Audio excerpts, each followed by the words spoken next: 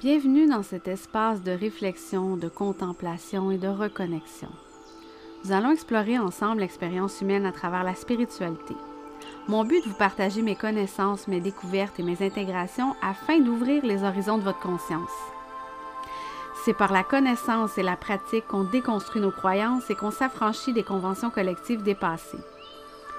J'ai envie de questionner les structures traditionnelles du patriarcat et de revisiter la sagesse ancestrale oubliée afin d'amener une perspective nouvelle et adaptée à notre réalité d'aujourd'hui pour vivre de manière authentique et souveraine. Je m'appelle Émilie et bienvenue dans le podcast Mystique Rebelle.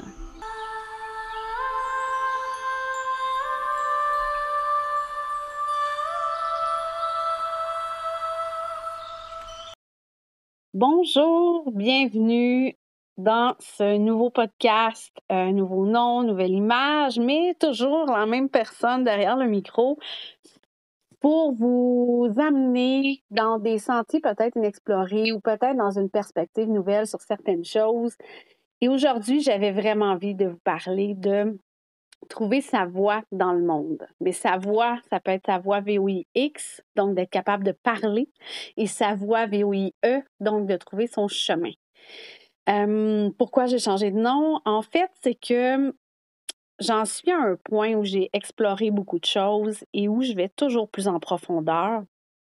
Et j'avais envie d'être vraiment plus authentique dans ce que je montre. J'avais envie d'être plus assumée aussi parce que souvent je me censure, souvent j'enregistre des choses, mais je les efface parce que je me dis, ah non, ça va pas où je veux, c'est pas tout à fait ça que je veux dire, les gens vont penser ça. Et il y a, c'est ça, une forme de censure de ma part qui est en fait mon ego qui a peur. Et j'ai envie de me challenger moi-même avec ça. J'ai envie d'être plus dans mon autorité, dans mon espace énergétique et de me révéler telle que je suis vraiment. Ça veut dire un nouveau nom pour le podcast, nouveau nom que j'ai cherché quand même longtemps, là. Ça fait depuis mai ou juin que je me dis que c'est temps que je change, que ça a fait son temps, que je voulais quelque chose de plus vrai, de plus cru. Et j'ai essayé plusieurs combinaisons de mots. Je me suis même amusée avec ChatGPT pour essayer de voir qu'est-ce que ça veut dire, ces combinaisons-là. Et je suis arrêtée sur Mystique Rebelle parce que ChatGPT m'a sorti vraiment des définitions et celle-là me parlait vraiment beaucoup plus. Mystique, ce terme se réfère à une dimension spirituelle ou religieuse profonde, souvent liée à une quête de vérité transcendante ou à des expériences spirituelles intenses. Rebelle, ça décrit une attitude de défi ou une résistance contre des normes établies, des autorités ou des conventions. Donc, une mystique rebelle pourrait désigner une personne qui explore ou exprime des idées spirituelles d'une manière non conventionnelle, souvent en défiant les traditions ou les structures religieuses établies. Cette personne pourrait chercher à réformer ou à remettre en question les pratiques et les croyances établies, tout en poursuivant une quête spirituelle personnelle et profonde. Mystique rebelle décrit une personne qui intègre une approche spirituelle ou mystique tout en défiant les conventions établies. Cela signifie que cette personne explore ou exprime des expériences spirituelles profondes ou des vérités transcendantales d'une manière qui va à l'encontre des normes religieuses ou spirituelles traditionnelles. La mystique rebelle peut rechercher des pratiques ou des croyances non conventionnelles en remettant en question des doctrines établies et proposer une perspective innovante tout en restant engagé dans une quête spirituelle authentique. Donc là, on va vraiment ailleurs. Il y a certains mots qui m'accrochaient quand on parle de religion ou de profondeur mais en même temps, je n'aime pas les doctrines, je n'aime pas qu'on me mette des œillères et qu'on me dise voici le chemin que tu dois emprunter. J'ai toutes les réponses à toutes les questions que tu peux te poser dans ta vie et tu as juste à suivre ça, puis tout va bien aller. Moi, si on fait ça avec moi, on me perd complètement. Je n'embarque plus. J'ai toujours aimé questionner la vie. Vous demanderez à mon père, il dit que si j'ai pas dit 100 000 pourquoi, j'en ai pas dit un.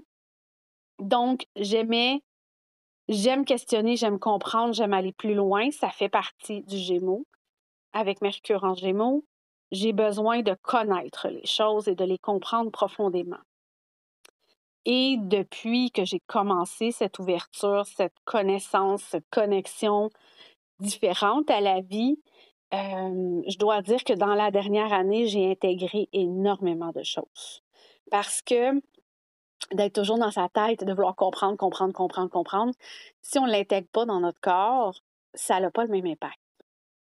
Et l'année passée, c'est vraiment ça qui est venu prendre toute la place. Cette intégration, de laisser les choses se déposer. Et je vais vous en reparler parce que j'ai un épisode d'écrit qui n'est pas enregistré sur le processus de sédimentation. Quelque chose qui est tellement important qu'on a oublié. Et là, je sens que je suis prête à passer comme à la prochaine étape. À aller vraiment encore plus loin, plus assumé, plus authentique. Parce que sinon, ça donne à rien de continuer. J'ai pas envie de me cacher derrière quelque chose. J'ai pas envie de faire des faux semblants. Ça me pue au nez le mensonge. Et c'est une question de respect aussi avec vous. Et ça m'a poussée à revoir mes offres. J'ai arrêté mon site web. Pardon. J'offre encore des soins énergétiques, mais uniquement à celles qui m'écrivent en privé pour l'instant. Je n'ai pas refait de lecture astrale parce que je me sens pas à l'aise de vous lire vos étoiles quand je sais que souvent les gens ne les comprennent pas nécessairement. On cherche tellement à comprendre avec notre tête qu'on laisse pas l'énergie se déposer. Ça fait énormément d'informations en 1 heure et au final, on en retire très peu. Donc, j'ai décidé d'arrêter cette formule de lecture astrale. J'ai envie d'essayer autre chose. J'ai envie de vous faire vivre vos étoiles autrement. Donc, ça va être une formule différente que je vais mettre en place dans les prochaines semaines, qui va être plus une forme de méditation, visualisation pour aller vraiment connecter avec l'énergie de la planète, puis aller voir dans votre corps où elle se dépose, aller voir quelle énergie en ressort en chimie avec vous-même. Donc, ça va être complètement différent comme approche. Et c'est la même chose pour mes soins énergétiques. Je ne les fais plus selon un protocole établi. Avant, je suivais vraiment une marche à suivre. Je partais d'une certaine façon. Ensuite, je faisais la 2e étape, puis la 3e étape. Je sais qu'il y a une base, là, on va se le dire sincèrement. Il y a une base. Il faut aller dans l'ancrage, il faut aller dans la connexion, il faut faire une bulle de protection. Mais pas au niveau où il est parlé partout mainstream. C'est vraiment autre chose que je fais. Et ensuite, je vais aller vraiment scanner la personne, son énergie. Qu'est-ce qui est requis maintenant? C'est pas tout le monde qui a besoin d'un grand nettoyage des chakras de la tête aux pieds, puis de l'aura, puis de tout. Je veux dire, quand vous allez chez l'ostéopathe, oui, il va finir par faire tout le corps, mais il va quand même aller focusser sur les endroits où vous avez un problème, où vous ressentez une douleur, où vous ressentez un malaise. Ça va être la même chose chez la masso. On y va pour une douleur aux épaules, bien c'est sûr qu'il va y avoir plus de temps qui va se passer à l'épaule qu'au pied. Ça ne veut pas dire qu'il n'y a pas de lien dans tout le corps, mais il y a quand même un besoin spécifique à certains endroits et il faut y accorder sa place. Et ce que j'ai compris en soins énergétiques, c'est que oui, le nettoyage a sa place parce que oui, les chakras, l'aura, ça fait du bien de nettoyer. On a des formes d'attachement avec les personnes avec qui on vit, les gens qu'on rencontre, les gens avec qui on travaille, avec ce qu'on consomme, que ce soit sur les réseaux sociaux, les médicaments que vous prenez, la nourriture, les informations, les pensées que vous avez, des esprits aussi des gens décédés qui restent accrochés à nous. Donc, un nettoyage énergétique, c'est extrêmement vaste. Et c'est aussi là qu'on va faire aussi des coupures ou des guérisons de mémoire. On peut faire aussi des activations et amplifications de fréquences. Fait que ça se peut que vos chakras soient corrects, que que votre aura ait quelques petits nœuds ici et là, mais en général, c'est pas un gros nettoyage que vous avez besoin. Vous avez besoin d'ancrer votre fréquence. Vous avez besoin d'activer votre canal. Vous avez besoin d'amplifier ce que vous êtes pour justement être prête à le ressentir puis à le projeter sur le monde autour de vous. Certaines personnes vont avoir plus besoin de renforcer leur champ énergétique, d'aller dans un niveau de protection beaucoup plus grand parce qu'ils sont dans le public, parce que ce sont des personnalités plus connues, des gens qui font beaucoup de trucs sur les réseaux sociaux. Bien, dans ce temps-là, on a besoin d'avoir notre espace énergétique à nous et d'apprendre à gérer et comment je laisse entrer les gens puis comment je les fais sortir de mon champ d'énergie. Donc, un soin énergétique, c'est hyper, hyper vaste. Il y a tellement de choses qu'on peut faire. Donc, c'est pour ça que je ne peux plus dire « Hey, je vais te faire un soin ». C'est plus aussi simple que ça. Pour moi, il y a tellement de choses que ça l'englobe que je dois penser à comment je vais mettre ça en place. Parce que tout ça existe. Et c'est nécessaire de faire un scan énergétique pour connaître ce qui est présent, puis ensuite établir un plan avec la personne. Il y en a qu'on va voir juste une fois, puis les choses vont se placer, puis c'est juste ça qu'il y avait besoin. Mais il y en a où c'est tellement gros le travail, on ne peut pas le faire d'un coup. Ça va prendre 2, 3, 4 rencontres pour arriver à ramener une harmonie énergétique. Donc, tout ça m'a amené à juste prendre un gros pas de recul. Vraiment énorme, je trouve. Mais ça m'a fait vraiment du bien. Vraiment de me retrouver dans mon énergie. Et après ça, de juste me permettre d'y aller une étape à la fois sur le comment je vais revenir. Et tout ça en étant dans mon intégrité, en étant authentique et de ne plus éteindre un peu ce que je suis pour répondre au courant mainstream. Parce qu'on va se le dire, quand on commence en entrepreneuriat, quand on veut partir notre business, on regarde qu'est-ce qui se fait, puis on fait « Ah, mais moi aussi, je peux faire ça. Moi aussi, je vais animer des cercles de lune. Je trouve ça vraiment cool. Parfait. Je vais aller voir qu'est-ce que les autres ils font. » Puis là, on regarde, puis on analyse. En tout cas, moi, je suis comme ça. Moi, je regarde tout ce que tout le monde fait, qui est un peu dans la même lignée que ce que j'ai envie de faire. Puis j'analyse qu'est-ce qu'elles offrent versus le prix, versus la durée. Puis là, moi, j'ai envie d'offrir cette chose-là, mais c'est cool, je pourrais rajouter ça. Puis ça finit que l'offre, au final, que je fais, oui, elle vibre avec moi, parce que sinon, ces choses-là ne m'auraient pas parlé. Mais ça ne vient pas nécessairement exclusivement de moi. Fait que ça amène l'énergie à un autre niveau. Ça vient diminuer un peu ce que je suis parce que je me suis probablement censurée en disant « Ouais, je ne ferai pas ça. Il n'y a personne qui fait ça. Ça fait bizarre. Je ne sais pas comment je vais l'amener. Fait que je vais le mettre de côté. Je le ferai juste pas. » Alors qu'en fait, c'est peut-être cette chose-là que j'ai choisi de ne pas faire parce que je ne savais pas comment la mettre en place, parce que personne ne le fait. Fait que je ne le sais juste pas. Puis j'hésite. Puis j'ose pas. Puis je fais rien. Alors qu'au final, j'aurais tout intérêt à juste ouvrir.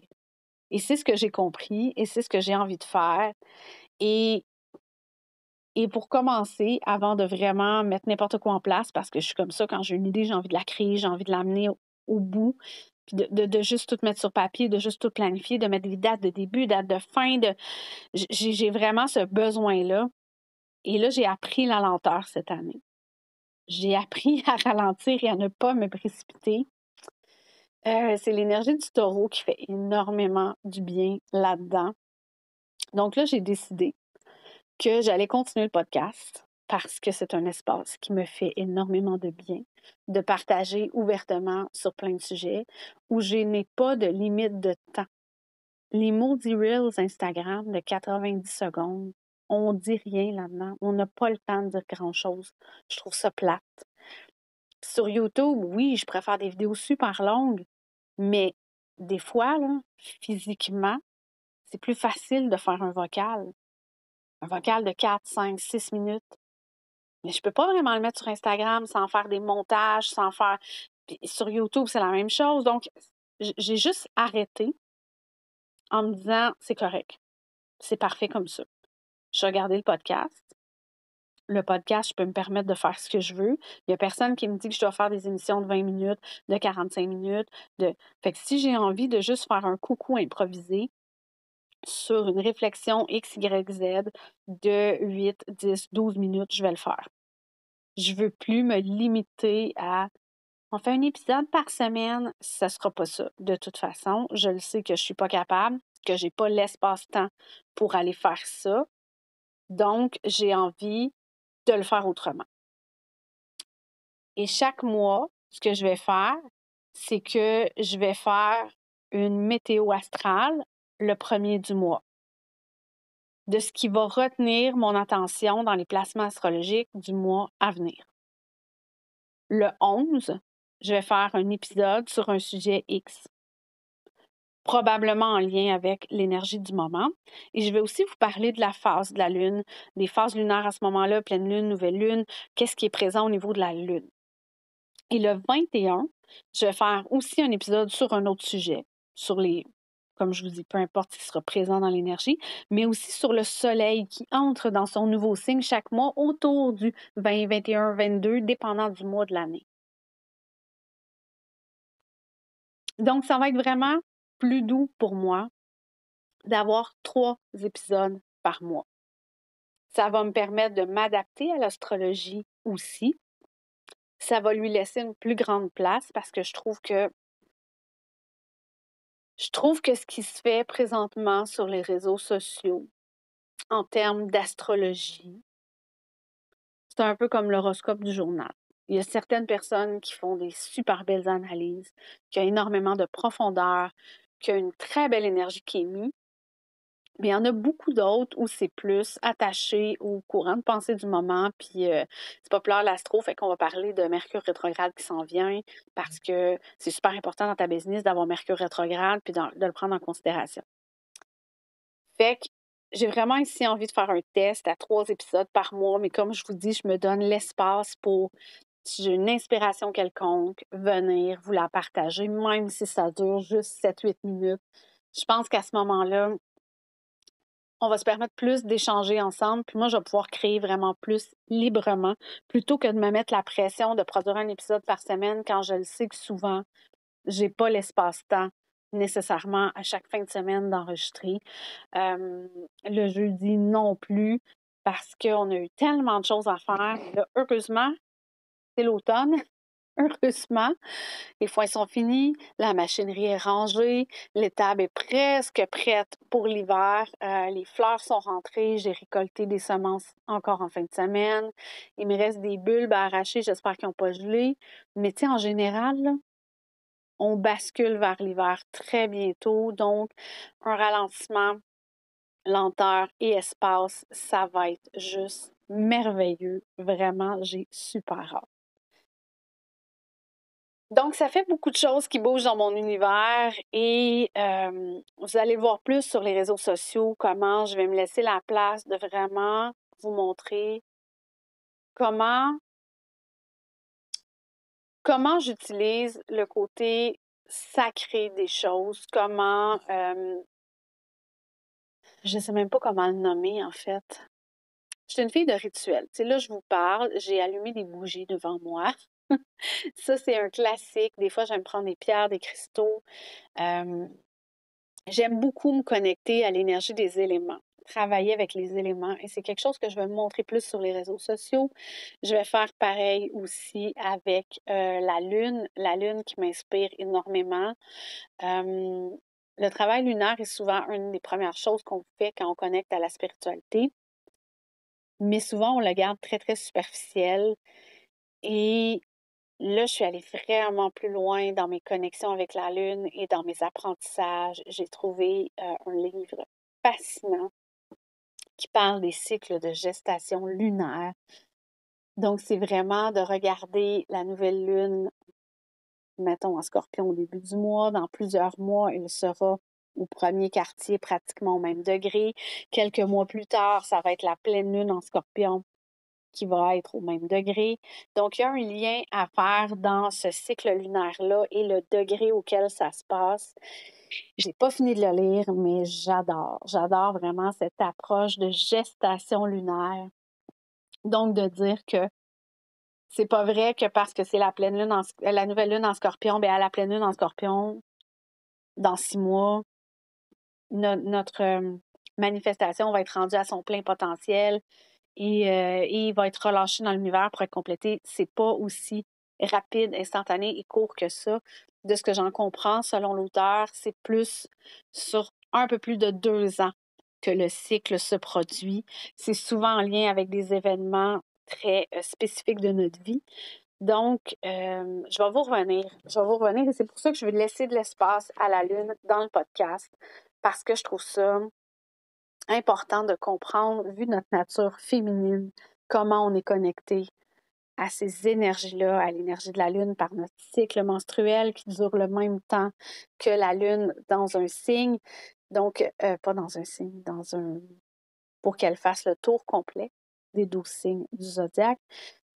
Donc, tout ça, tout est connecté, tout est dans tout, mais vraiment la Lune, pour les femmes, c'est une énergie à redécouvrir et à se réapproprier.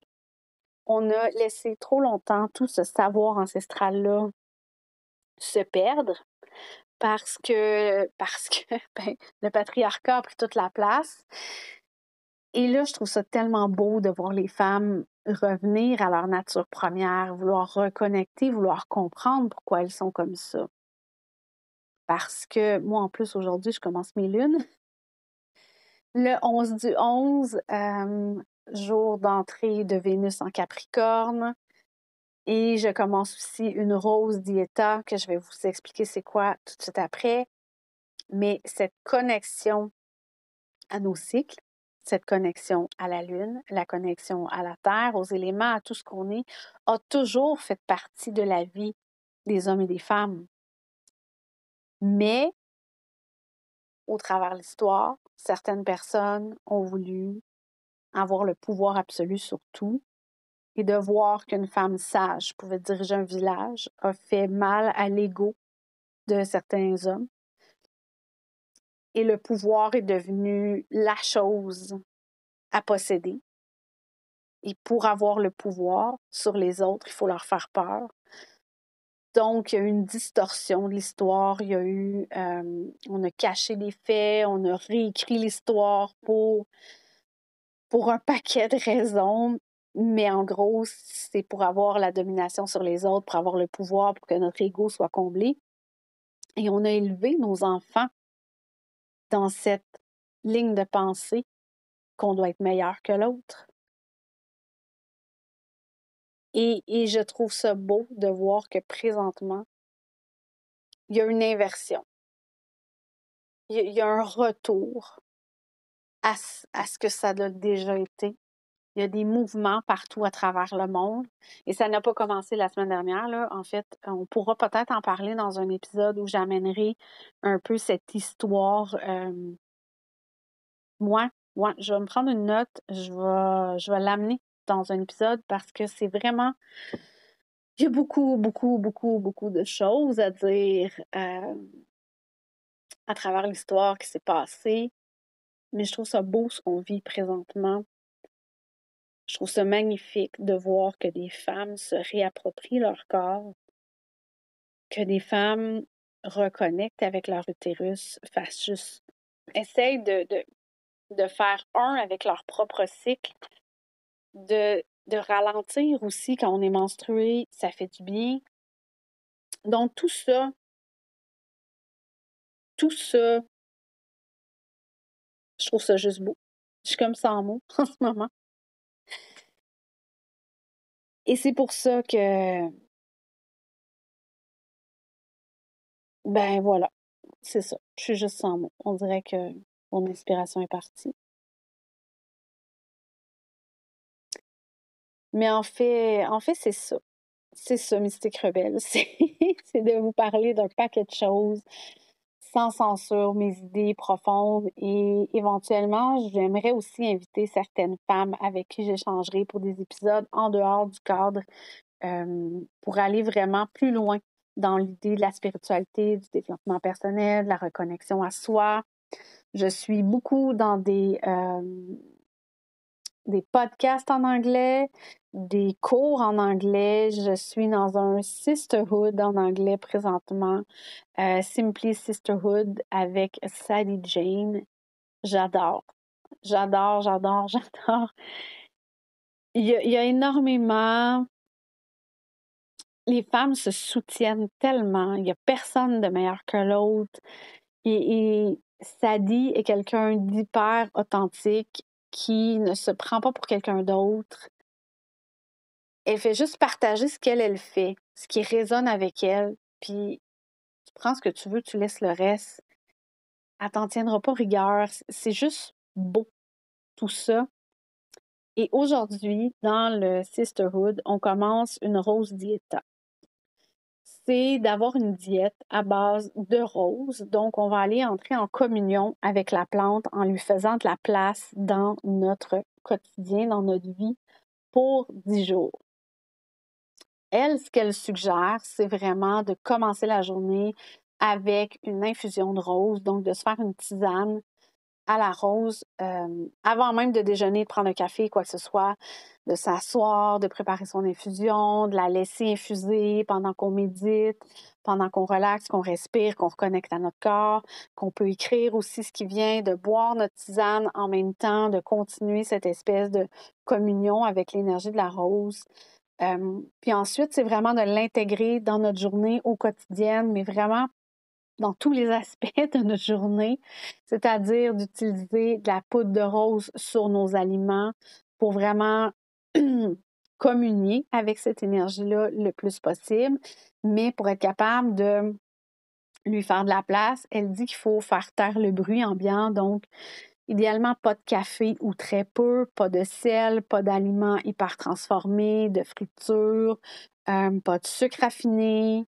On peut limiter, dire moi je mange pas de viande rouge, puis se concentrer sur le poulet et le poisson, par exemple. C'est vraiment libre à nous, mais c'est vraiment des lignes qu'elle nous suggère de suivre parce que, pourquoi? C'est parce que la rose est une plante extrêmement douce. Elle peut avoir un parfum hyper intense, mais c'est une plante qui est quand même très subtile, mais avec une énergie ultra féminine. Ici, on vient l'enterrer avec un paquet d'autres trucs, on ne l'entendra pas.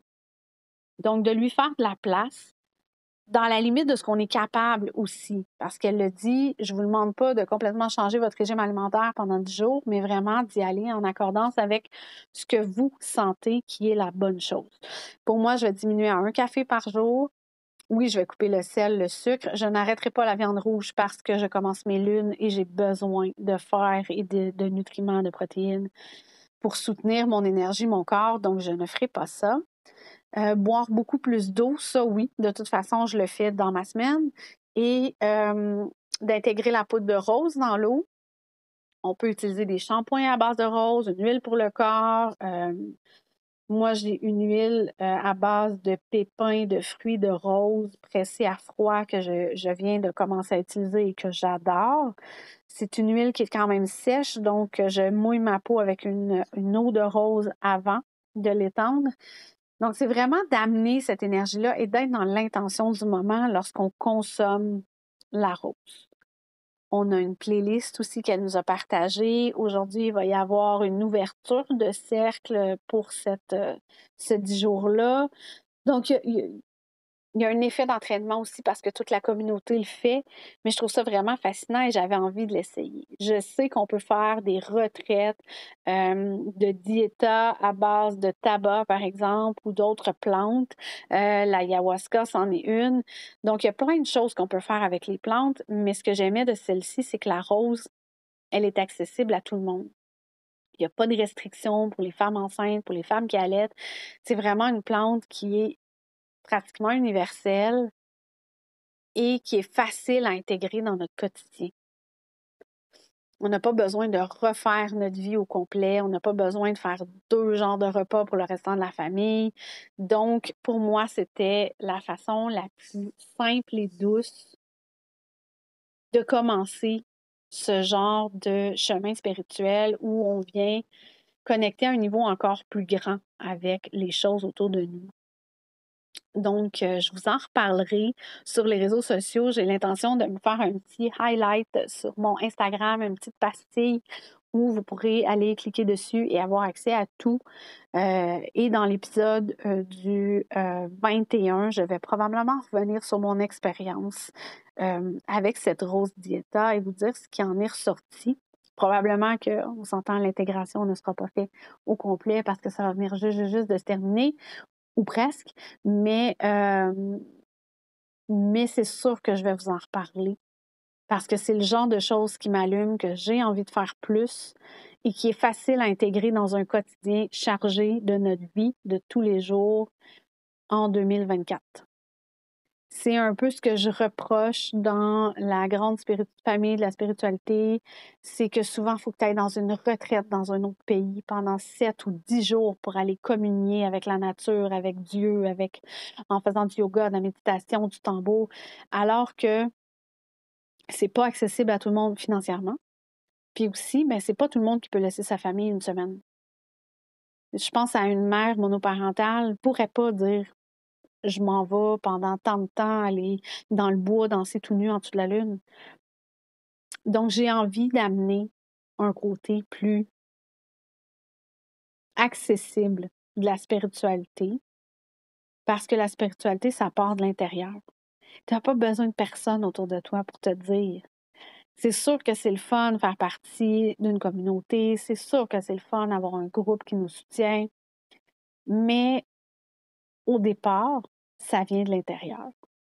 C'est vraiment d'aller à l'intérieur de toi chercher qu'est-ce qui résonne, puis de suivre les miettes de pain qui vont t'amener vers quelque chose d'encore plus grand.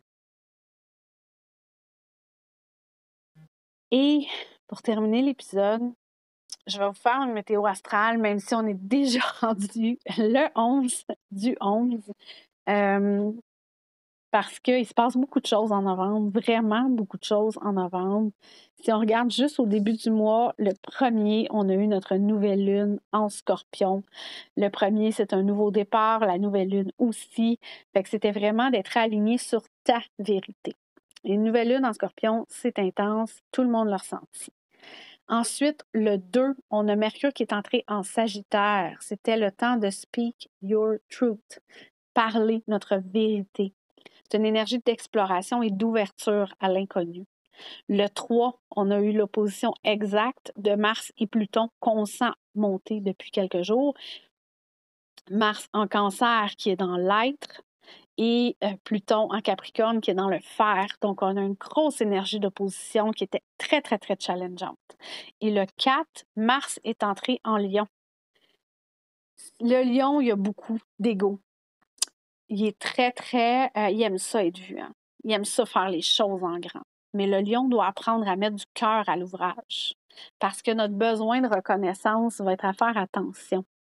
On aime faire les choses, mais il ne faut pas les faire parce qu'on veut que les autres nous acclament. Il faut les faire parce qu'on les fait avec notre cœur et que ça nous fait plaisir de faire ça. Le 7, on a eu le début de la phase d'ombre de Mercure parce que oui, Mercure entre en rétrograde le 26 novembre.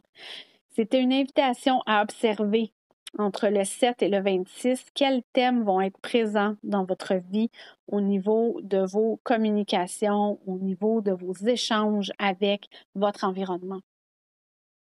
Et aujourd'hui, 11 novembre, Vénus entre en Capricorne. Il y a un côté très sérieux dans cette énergie-là. Hein? On est vraiment responsable dans nos relations. On peut même être exigeant pour les autres. Il y a un besoin de sécurité affective, d'être rassuré. Et Vénus en Capricorne nous amène aussi à être prévoyant pour l'avenir, à économiser, par exemple. On est aussi dans un côté très, très intérieur. Et c'est aussi pour ça que je débute cette Rose Dieta, parce que j'ai besoin d'amener cette relation avec moi-même à un niveau plus doux et de la prendre vraiment plus au sérieux. Donc, c'était la journée parfaite pour débuter. Fait que là, vous voyez, le début du mois a été très chargé quand même. Et demain, le 12 novembre, Saturne redevient direct à 15 degrés du Poisson. Elle est en rétrograde depuis le 29 juin. Fait que c'était le temps de réévaluer nos structures. On était dans la dualité, on l'est encore, matière-esprit. Et ça va nous faire du bien que Saturne redevienne direct pour celles qui l'ont direct, surtout dans vos cartes du ciel, parce qu'on va être moins dans notre bulle. Et ça va être le temps d'amener du concret pour matérialiser nos rêves qui ont été guidés par notre intuition durant ces mois de rétrograde. Le 15 novembre, c'est la pleine lune en Taureau. Une pleine lune, c'est toujours une lune qui est plus mature, qui est plus développée, qui possède des capacités de recevoir et de refléter. C'est une opposition au soleil, donc on a un focus sur des questions sociales.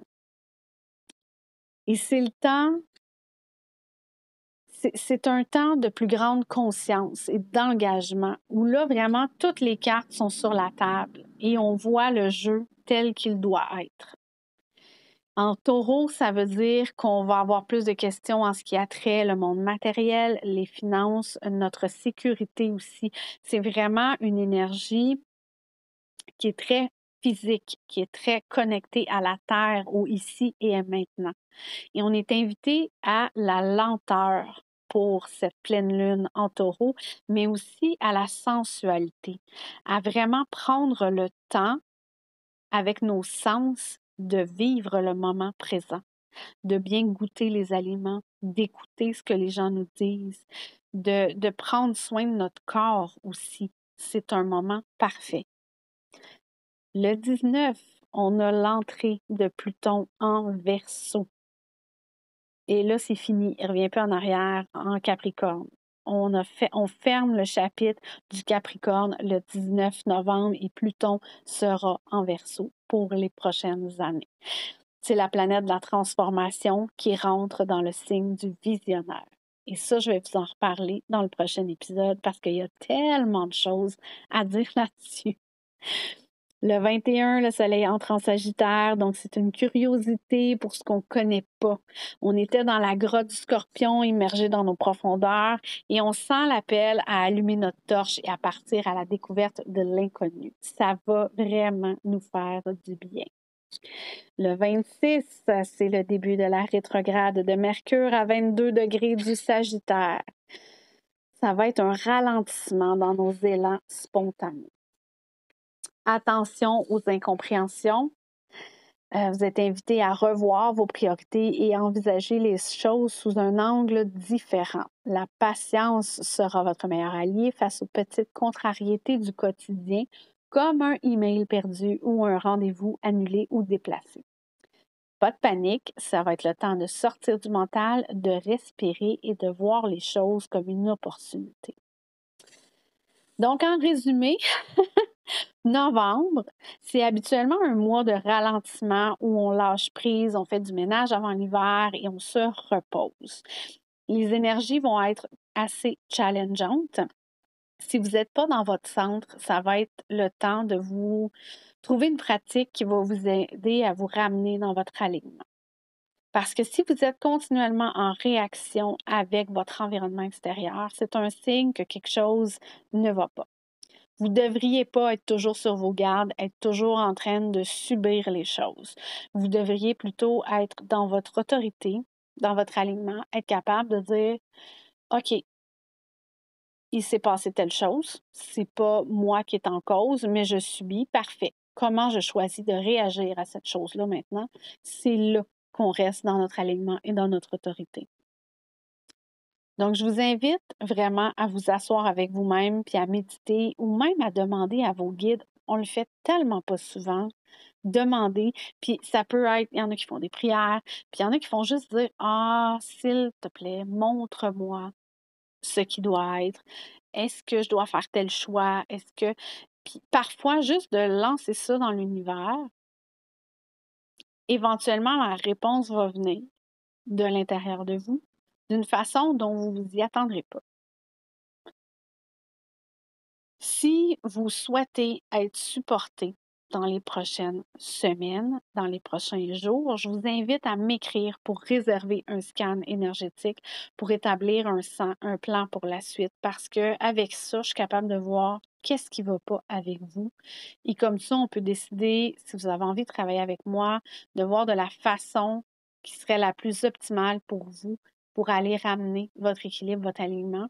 Puis je ne vous laisse pas sans outils. C'est-à-dire que c'est pas parce que vous venez pour un scan et un soin énergétique qu'après ça, vous repartez puis vous vous arrangez tout seul. Souvent, je vais vous donner des outils des pistes de réflexion, des trucs que vous pouvez faire intégrer dans votre quotidien parce que ça part de là. C'est bien le fun de dire hey, moi je connais tout, mais si on n'aide pas les gens à devenir pleinement eux aussi autonomes dans leur autorité, dans leur fréquence, je pense qu'on n'a pas fait notre travail comme il faut, puis que c'est plus une question d'ego que de service aux autres.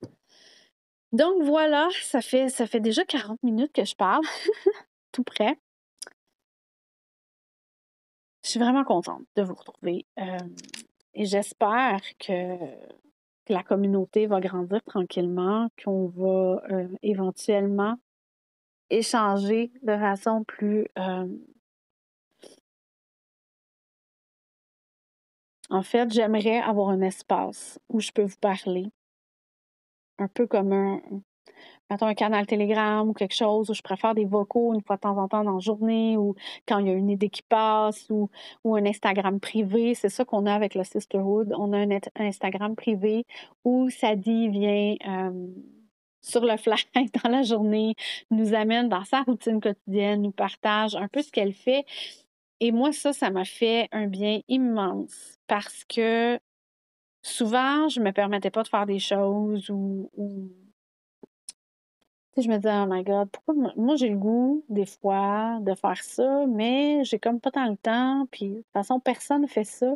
Mais là, je vois des gens qui font des choses, par exemple, on va y aller, s'asseoir avec la lumière rouge. Moi, c'est pas quelque chose que je faisais dans mon quotidien. C'est pas quelque chose qui faisait partie. Je voyais des gens qui le faisaient sur les réseaux sociaux, mais je comprenais pas le pourquoi. Du comment Sadie a pris le temps de nous expliquer pourquoi elle utilise les panneaux lumière rouge. Elle nous a aussi beaucoup parlé de santé dentaire. Elle ne voit pas un dentiste commun, c'est vraiment un dentiste qui prend la personne dans son intégralité. Il ne regarde pas juste ta bouche. Ah, tu as besoin d'une couronne, tu as besoin d'un traitement de canal, tu as besoin des plombages. Il va vraiment regarder qu'est-ce que tu manges. Est-ce que ton corps est en équilibre? C'est quoi ton hygiène de vie? Puis là, qu'est-ce qu'il faudrait que tu ramènes pour aider ton corps à aller mieux? Puis il ne fera pas exprès d'aller driller dedans si elle n'en a pas besoin. Donc, il y a vraiment tout un côté très holistique à la dentisterie que j'ai trouvé vraiment merveilleux.